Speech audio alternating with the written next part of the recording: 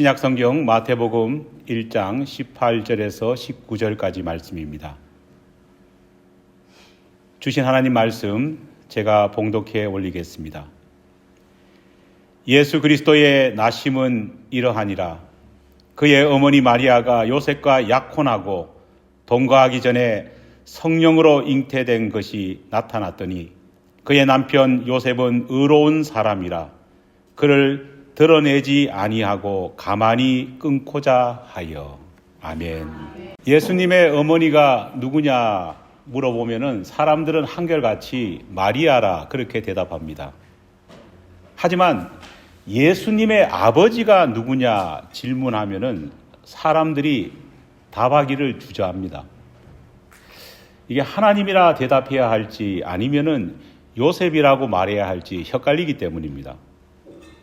성령으로 잉태되어 동정녀 마리아에게 나시고 라는 신앙 고백을 우리가 매주일마다 고백하지 않습니까? 그러다 보니 성도들은 요셉을 예수님의 아버지라 부르는 것이 왠지 꺼름직합니다. 왠지 요셉을 예수님의 아버지라고 말하는 것이 하나님 아버지께 불충한 그런 표현이 아닐까 그런 생각을 하게 되기 때문입니다. 하지만 성경은 예수의 아버지 요셉을 당당하게 밝히고 있다는 겁니다. 마태복음 1장 18절로 19절 말씀입니다. 예수 그리스도의 나심은 이러하니라. 그의 어머니 마리아가 요셉과 약혼하고 동거하기 전에 성령으로 잉태된 것이 나타났더니 그의 남편 요셉은 의로운 사람이라 그를 드러내지 아니하고 가만히 끊고자 하여. 약혼한 신부 마리아를 신혼집으로 데려오기 위해 열심히 준비하고 있던 요셉에게 어느 날 천천병력 같은 소문이 들려옵니다. 마리아가 약혼녀가 임신했다는 소식이었습니다. 같이 밤을 지낸 적도 없습니다. 그런데도 약혼자의 배가 이미 만삭이 되어가고 있다는 소문이 들렸습니다. 누가 봐도 마리아가 다른 남자와 바람을 피웠구나 생각할 수밖에 없는 그런 상황입니다. 그런데 이 소식을 들은 요셉의 반응이 아주 흥미롭습니다. 그의 남편 요셉은 의로운 사람이라 그를 드러내지 아니하고 가만히 끊고자 하여. 여러분, 이 말씀에는 엄청난 모순이 숨겨져 있습니다. 앞뒤가 하나도 맞지 않는 말이 사실은 이 말입니다. 왜냐? 성경은 요셉을 뭐라고 표현하고 있습니까? 의로운 사람이라 표현합니다. 그렇게 의로운 요셉이 약혼녀가 불륜을 저질렀다는 소문을 듣고도 그 문제를 드러내지 않고 그녀와 가만히 관계를 끊고 정리하려 했다. 우리가 알고 있는 의로움의 사실로 보면은요, 괜찮은 것 같은데, 별로 모순이 없을 것 같은데, 그런 생각이 듭니다. 하지만 똑같은 말씀을 마태가 기록한 이 복음서를 유대계 크리스찬들이 이 구절을 읽었다면요, 어떤 반응을 보였을까요? 야, 요셉은 의로운 사람이라서 약혼자의 허물을 덮어주는구나. 그래, 정말 의로운 사람이다. 그렇게 반응을 보였을까요? 결코 그렇지 않습니다. 열이면 열 모든 유대인들은 아마도 이 구절을 읽었다면요, 요셉의 이 행동을 보면서 그럼에도 불구하고 요셉이 의로운 사람이라고 기록한 이 사도 마태의 이야기를 들으면서 이게 무슨 소리냐? 이렇게 격한 반응을 보였을 겁니다.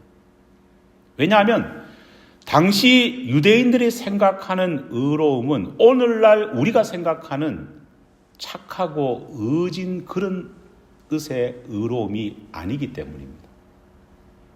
당시 유대 사회에서 의로움이라는 것은 뭐냐? 성경에 나오는 의라는 것이 실제로 무슨 뜻이냐? 성경이 말하는 의로움, 성경이 말하는 의는요, 율법을 심하다시피 글자 그대로 지키는 것을 의라, 그렇게 당시 사람들은 말해왔고 그렇게 믿어왔습니다. 율법을 1.1핵이라도 틀리지 않고 글자 그대로 지키는 것, 그런 사람을 의로운 사람이라 당시에는 말했습니다. 의로운 사람 요셉이라면요, 율법의 지킴에 있어서 정말 혀를 내두를 만큼 철저하게 지키는 사람이어야 맞습니다. 그런 사람이라면 약혼녀가 다른 남자와 불륜을 저질렀다는 소문을 듣는다면요, 어떻게 일 처리를 해야지 의로운 사람이 될까요? 당연히 율법의 기록대로, 율법의 조문대로 그대로 일을 처리해야 합니다. 그래야만 의로운 사람이 될 수 있습니다. 그래야만 의로운 모습을 보일 수 있는 것입니다. 그렇다면 율법의 경우 이렇게 불륜의 죄를 저지른 여인을 어떻게 처리해야 할까요? 신명기 22장 23절로 24절 말씀입니다. 처녀인 여자가 남자와 약혼한 후에 어떤 남자가 그를 성읍 중에서 만나 동침하면 너희는 그들을 둘 다 성읍 문으로 끌어내고 그들을 돌로 쳐 죽일 것이니 그 처녀는 성 안에 있으면서도 소리를 지르지 아니하였으며 그 남자는 그 이웃의 아내를 욕보였음이라. 너는 이같이 하여 너희 가운데서 악을 제거할지니라. 의로운 사람, 그 당시에 생각하는 의를 가진 사람이라면요, 요셉은 생각할 것도 없이 마리아가 저지른 이 문제를 동네 사람들에게 고발해야 합니다. 그리고는 동네 사람들을 모두 이끌고 가서 마리아를 성문 앞으로 끌어냅니다. 그리고는 어떻게 해야 될까요? 율법대로 한다면은 마리아를 돌로 쳐 죽여야 합니다. 그래야지만이 율법을 바르게 지킨 의로운 사람이라 일컬음을 받을 수 있는 것입니다. 하지만 요셉은 정반대의 행동을 했습니다. 마리아를 성문으로 끌고 가서 쳐 죽이기는커녕 마리아의 상태를 숨기려고 했습니다. 그리고 가만히 마리아와의 관계를 끊으려 했습니다. 당시 기준으로 본다면 이런 행동은 전혀 의롭지 않는 행동입니다. 그렇게 율법을 대놔놓고 어기는 사람에게 의로운 사람이라 호칭을 붙인다는 것은 말도 안 되는 일이기 때문입니다. 그런데 그럼에도 불구하고 성경은 요셉을 의로운 사람이라 그렇게 부르고 있습니다. 왜 성경은 그렇게 말했을까요? 예수님의 탄생 이야기를 보면은요, 특별히 예수님의 탄생 이야기 속에 요셉과 관련된 기록들을 보면 이렇게 앞뒤가 안 맞는 것처럼 보이는 일들이 참 많습니다. 두 번째가 뭐냐? 예수님의 족보입니다. 신약 성경에는 두 종류의 예수님의 족보가 기록되어 있습니다. 바로 마태복음 1장에 나오는 예수님의 족보와 누가복음 3장에 나오는 예수님의 족보입니다. 마태복음의 족보는 아브라함에서 시작해서 예수님까지 위로부터 아래로 내려오는 족보입니다. 이에 반해서 누가복음의 족보는 예수님으로부터 시작해가지고 어디까지 올라갑니까? 아담까지 올라가는, 소위 말해서 위로 올라가는 족보의 형태를 띠고 있습니다. 그런데 이런 형식의 차이에도 불구하고 그 외에도 내용적인 면에서도 이 두 족보는요, 큰 차이점이 있습니다. 제가 먼저 마태복음 1장 15절로 16절 말씀을 읽어보겠습니다. 엘리웃은 엘르아살을 낳고 엘르아살은 mat단을 낳고 mat단은 야곱을 낳고 야곱은 마리아의 남편 요셉을 낳으니 마리아에게서 그리스도라 칭하는 예수가 나시니라. 다음으로 누가복음 3장 23절로 24절에 기록된 예수님의 족보입니다. 사람들이 아는 대로 예수는 요셉의 아들이니 요셉 이상은 헬리요, 그 이상은 맏다시요, 그 이상은 레위요. 여러분, 두 족보가 동일한 예수님의 족보입니다. 예수님의 족보를 기록한 겁니다. 그런데 족보의 내용을 비교해 보면요, 인물 자체가 어떻습니까? 완전히 다릅니다. 여러분, 당황스럽습니다. 똑같은 사람의 족보인데 나오는 인물, 나오는 아버지, 나오는 자식들의 이름이 다릅니다. 마태는 엘리옷, 엘르아살, 맏단, 야곱, 그리고 그 야곱이 마리아의 남편 요셉을 낳았고 그 요셉이 마리아를 통해서 누구를 낳았습니까? 예수님을 낳았습니다. 그런데 누가복음에서는 레위, 맏단, 헬리, 그리고 이 헬리의 자식 요셉을 통해 누가 태어났다고요? 예수가 태어났다 말하고 있습니다. 여러분, 도대체 이게 무슨 일일까요? 예수님의 족보가 틀린 것일까요? 아닙니다. 두 족보가 틀린 것이 아니라 다른 방향으로 나아가고 있다는 겁니다. 마태는 예수님의 족보를 요셉의 블러드라인 쪽으로 기록하고 있습니다. 하지만 누가는 예수님의 족보를 마리아의 블러드라인 쪽으로 이 부분을 기록하고 있기 때문에 둘의 차이가 있는 것입니다. 왜 마태와 누가는 이렇게 서로 다른 족보를 기록한 것일까요? 성령 하나님께서는 왜 헷갈리게 예수님의 족보를 이렇게 요셉의 블러드라인과 마리아의 블러드라인을 마지막에 이렇게 다르게 기록하게 허용하셨던 것일까요? 또 하나의 문제는요, 예수님의 고향의 문제입니다. 여러분, 예수님이 태어난 곳은 어디입니까? 유대 땅 어디요? 베들레헴입니다. 그런데 성경은 단 한 번도 예수님을 호칭하면서요, 베들레헴 예수라 그렇게 부르지 않습니다. 당시 사람들도 예수를 보면서 베들레헴 예수라 그렇게 불렀느냐? 그렇지 않습니다.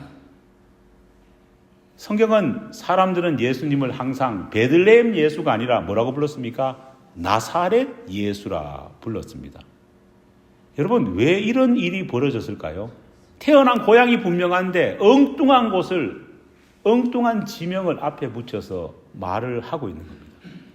베들레헴은 유대 땅입니다. 하지만 나사렛은 어디냐? 갈릴리 땅입니다. 베들레헴은 남쪽 유대 지방에 있지만 나사렛은 북쪽 갈릴리 지방에 있는 곳입니다. 여러분, 예수님은 어느 지파 자손일까요? 이거 못 맞추면은 이따가 할 퀴즈 대회에서 참담합니다. 어느 지파요? 유다 지파입니다. 예수님은 누구의 자손입니까? 다윗의 자손입니다. 다윗 역시도 당연히 어느 지파일까요? 유다 지파입니다. 예수님의 어머니였던 마리아 역시도 유다 지파의 여인이었습니다. 예수님의 육신의 아버지 요셉도 당연히 유다 지파 사람입니다. 출신지와 출신지파를 따진다면요, 예수님은 당연히 유다 지파에 속해 있는 땅인 베들레헴 예수로 불리는 것이 맞습니다. 하지만 예수님은 뜬금없이 스불론 지파의 땅인 나사렛 예수라고 하는 호칭을 가지고 있었습니다. 성경은 왜 그렇게 불렀을까요? 왜 그렇게 부르고 불려지게 하셨을까요?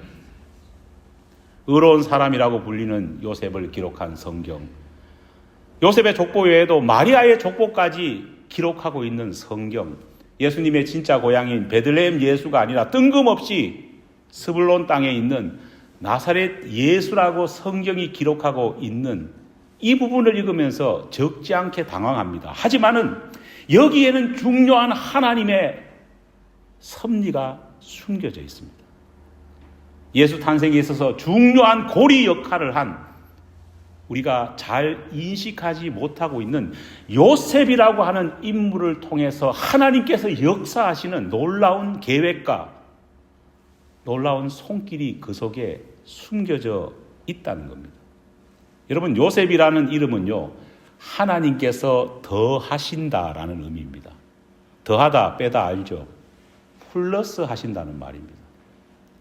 요셉은 사실 하나님의 구원 계획에 있어서 중심이 되지 못했습니다. 정말 요셉의 삶이 하나님의 구원 계획에 있어서 굉장히 큰 역할을 했느냐? 사실 그렇지 못합니다. 여러분들 성탄 카드나 성화를 보십시오. 우리 요셉은 어디가 있습니까? 스포트라이트는 항상 누가 받습니까? 말구에 있는 아기 예수님과 옆에 있는 마리아가 받습니다. 우리 요셉은 요즘 시대에 우리네 아버지처럼요, 뒤편에 가서 고개 숙이면서 지팡이 짚고 그냥 있습니다. 요셉과 같은 라인에 있는 것들을 보면은요, 소, 양하고 같은 라인에 서 있을 뿐입니다. 요셉은 그렇게 중요하게 취급받지 못했습니다. 하지만 요셉은 하나님의 구원 계획이 있어서는요, 디테일하게 들어가 보면은 더없이 중요한 인물이라는 사실을 우리는 알아야 합니다. 아까 마리아와 요셉 모두가 어느 지파 사람이라 했습니까? 유다 지파 자손이라고 했습니다. 하지만은 문제가 있습니다. 마리아는 유다 지파 사람이었지만은 다윗 왕의 직계 자손인 왕족은 아니었습니다. 요셉은 어땠을까요? 목수를 하면서 정말 쇠락한 집안처럼 보이지만은 그래도 요셉은 다윗 왕의 직계 자손으로 왕족이었습니다. 만약에 요셉이 마리아와 정혼한 다음에 마리아의 불륜을 의심해가지고 그녀와의 약혼을 파혼해버렸다면요, 어찌어찌 해가지고 마리아가 돌 맞아 죽는 것은 피했다고 할지라도 그렇게 요셉과 사이가 멀어지고 사이가 떨어져 버린다면은 마리아의 뱃속에 있는 아기 예수는 어떤 사람이 되었을까요? 족보 없는 자식, 일명 호로 자식이 되었을 겁니다.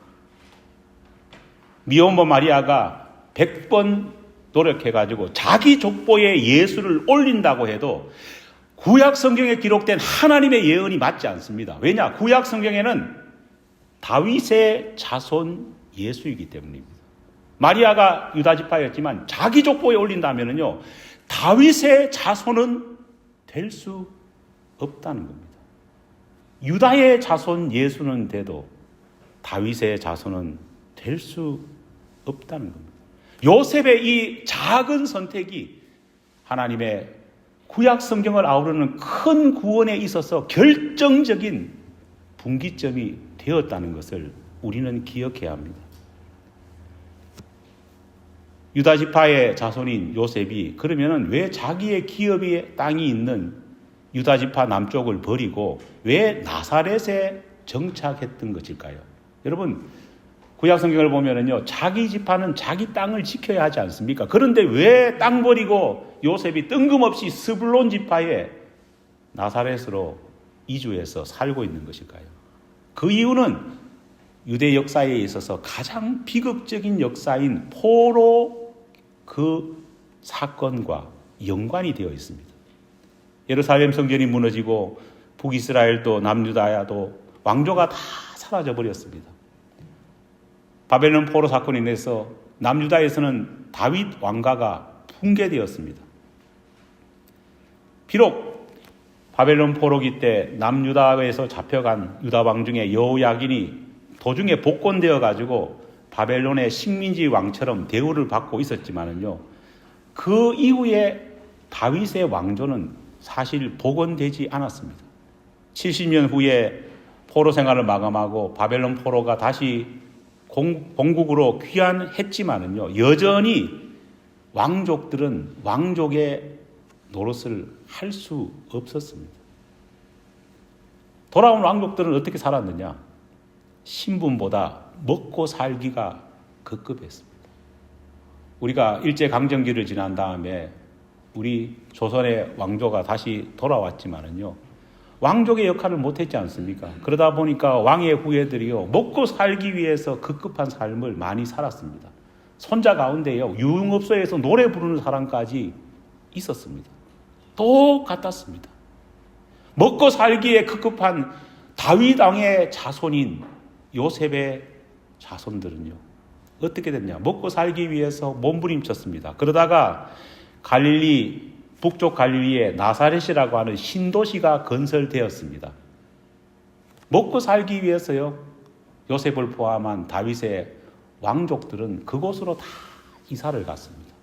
그래서 목수 생활을 하면서 입에 풀칠하는 생활을 했고, 결국은 그곳에 정착할 수밖에 없었습니다. 여러분, 성경에서 나사렛이라고 하는 이 말이 왜 중요하냐? 그 이유가 있습니다. 나사렛에서 태어나시고 나사렛에서 살아가신 예수가 아님에도 불구하고 나사렛이 왜 중요하냐면요, 성경 이사야 11장 1절 말씀이 그것을 예언하고 있기 때문입니다. 제가 읽어보겠습니다. 이새의 줄기에 한 삭이 나며 그 뿌리에서 한 가지가 나서 결실할 것이요. 여기서 중요한 것이 이새의 줄기는 맞지 않습니까? 그죠? 다윗의 가문입니다. 그런데 여기 어디에 봐도요, 나사렛에서 메시아가 태어난다는 말은 없습니다. 마태복음 2장 23절에 보면은 나사렛이라는 나사렛 예수의 근거가 있는데, 정작 나사렛이라고 말하는 구약 성경의 근거는 찾아보기 힘듭니다. 그렇다면은 나사렛에서 예수님이 그곳에서 활동하시고 그곳에서 제2의 고향으로 터전을 잡으셨다는 성경의 예언적인 근거가 어디 있냐 물어보실 수 있습니다. 그런데 조금 전에 읽었던 이사야 11장 1절 말씀을 히브리어 원문을 찾아보면요, 이새의 줄기에서 한 삭이 나고 그 뿌리에서 가지가 나왔다라고 말하지 않습니까? 이 가지라고 하는 히브리어 단어가 뭐냐? 네체르라고 하는 단어입니다. 많은 구약 신학자들은요, 이 네체르를 나사렛과 연결시키고 있습니다. 이새의 줄기에서 한 삭이 나고 그 뿌리가 나사렛에서 결실을 거둔다는 그런 의미로 받아들이고 있다는 겁니다. 여러분, 만약에 요셉의 조상들이 나사렛에 정착하지 않았다면요, 애굽으로 피난 갔던 요셉이 그냥 애굽에서 눌러 앉았다면요, 나사렛 예수에 대한 예언은 이루어질까요? 못 이루어질까요? 이루어질 수 없다는 겁니다. 여러분, 예수의 탄생에 있어서 아무리 특별한 역할이 없고 특별한 의미가 없어 보인다고 할지라도 자세히 살펴보면요, 이 요셉이 하나님의 구원의 계획을 이루는 데 있어서, 하나님의 예언을 실현하는 데 있어서 얼마나 중요한 연결 고리 역할을 하는지를 살펴보면서 놀라지 않을 수 없습니다. 요셉은 분명 자신의 선택과 자신의 선택의 그 길이 이렇게 하나님의 구원 계획에 있어서 중요한 결과를 만들어낸지 아마도 요셉 자신은 몰랐을 겁니다. 하지만 요셉 자신의 신분과 요셉 자신의 기분과 요셉 자신의 판단과 관계없이 하나님께서는 요셉을 들어 사용하셔서 그를 통해서 하나님의 구원의 놀라운 역사를 하나하나 이루어 주셨다는 것을 우리는 깨달을 수 있습니다. 사랑하는 여러분, 사실 우리는 요셉과 같이 별 볼 일 없는 사람입니다. 자신을 대단한 사람이라 생각할지 모르지만요, 이 세계의 65억, 70억 인구 가운데에 우리는 70억 가운데 하나의 존재일 뿐입니다. 하나님이 이루실 거대한 구원 계획이 있어서 우리가 무슨 역할을 하겠느냐, 그렇게 생각하는 분이 계실지도 모르겠습니다. 하지만 미약한 요셉을 통해서도 하나님의 놀라운 계획을 이루신 하나님이 연약한 저와 여러분에게도 분명 각자를 향한 놀라운 계획을 계획하시고 우리가 인식하지 못하지만은 하나님은 그 놀라운 구원의 계획을 이루어 주시고 계십니다. 특별히 다시 오시마 약속하신 그 재림의 예수의 재림의 시간표를 우리의 삶을 통해서 하나하나 실현하고 계심을 우리는 믿어야 될 줄 믿습니다. 비록 우리 각자 한 사람은 아무것도 하는 것 없다고 생각할지 모르지만은 요셉과 같이 하나님을 바라보며 열린 마음으로 우리의 갈 길을 순종하면서 나아갈 때에 하나님은 미약한 우리의 인생을 통해 놀라운 구원의 역사를 분명 이루어 주시리라 믿습니다. 우리 교회도 작은 공동체지만 희망과 기대를 가지며 저 역시도 열심히 목회하는 이유가 뭘까요? 우리 공동체가 30명, 35명밖에 되지 않는 작은 공동체지만은 하나님이 이루시는 구원 계획이 여러분 30명, 35명, 40명 가운데에 펼쳐지고 있기 때문입니다. 우리의 놀라운 순종과 믿음을 통해 하나님이 이루어 가시는 거대한 구원 계획, 그리고 재림하실 예수님의 거대한 계획에 함께 참여함으로 통해서 정말 나중에 주님께서 오시는 그날에 우리의 역할이 무엇이었는지 낱낱이 깨닫고 기뻐하고 즐거워하는 저와 여러분이 되기를 간절히 축원합니다.